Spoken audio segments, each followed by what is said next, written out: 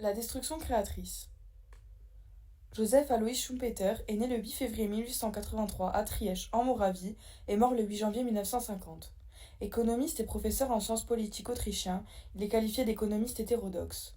Schumpeter a profondément marqué la vision de l'innovation et ses conséquences sur le marché. Le concept au centre de ses recherches est la destruction créatrice.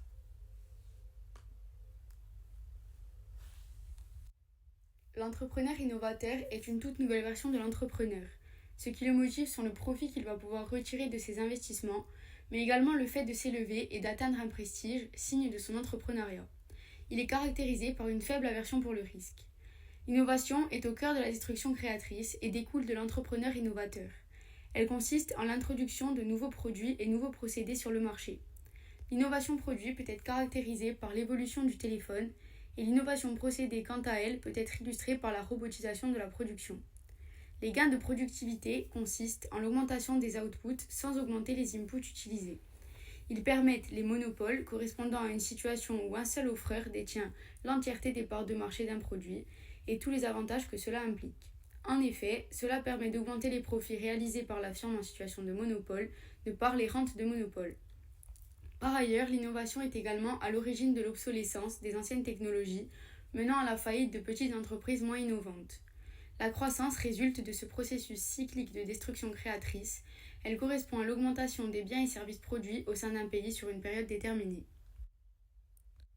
Les petites entreprises qui ne parviennent pas à innover pour rester concurrentielles subissent la concurrence des entreprises plus performantes, entraînant ainsi leur faillite, ce qui détruit des emplois et génère du chômage.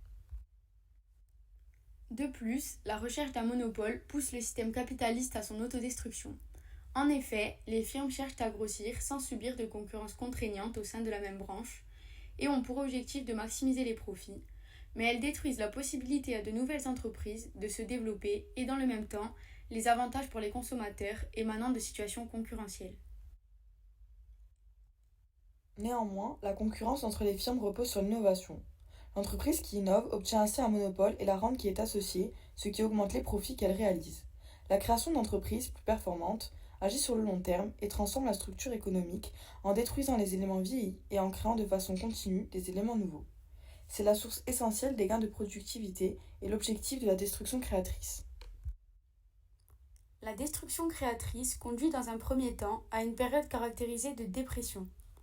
En effet, l'arrivée d'innovations majeures sur le marché peut rendre obsolètes les produits existants. C'est l'essence même de la destruction créatrice. Cette phase de recul se caractérise également par une destruction d'emplois peu qualifiés, car les entreprises qui n'arrivent pas à s'adapter à l'arrivée d'innovations disparaissent du marché.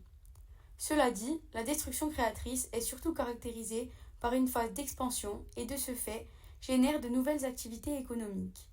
En effet, une innovation majeure engendre une phase de forte production, synonyme de création d'emplois et de croissance.